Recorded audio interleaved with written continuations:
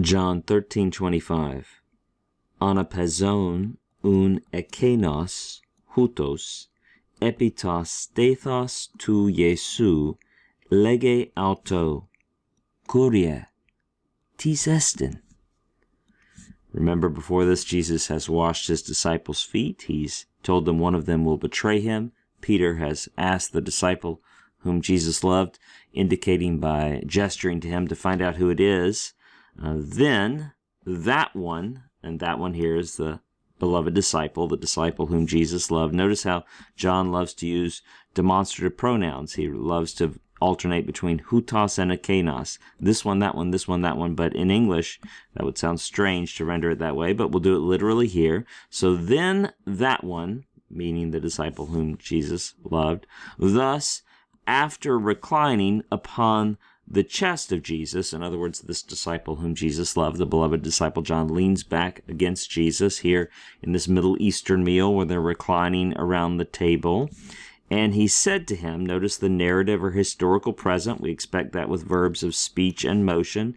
The beloved disciple said to Jesus, Lord, who is it? In other words, who is this person who is going to betray you from among our own number?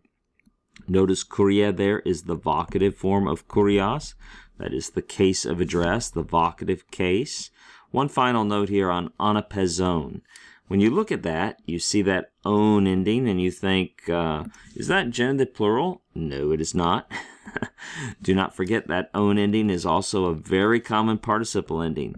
Lu on, lu usa, lu on, lu antas. That own, that's just the present active participle ending, nominative masculine singular. In this case, however, it's building on the second aorist stem. So it's actually an aorist participle using present participle endings. This is from the verb anapipto, to recline at a meal. If you Google, first century meal customs, you'll kind of get a sense for how people would recline around a low table eating together. But the verb is anapipto. Don't forget the second aorist of pipto is epezon.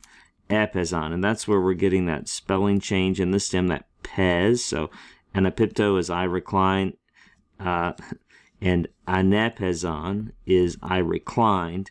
So here, remember, participles don't have augments. We yank the augment off. We have anapezon. Again, an aorist active participle, nominative masculine singular, probably temporal, right? So after he leaned back upon the chest of Jesus, he leaned back to speak to Jesus, then he said to him.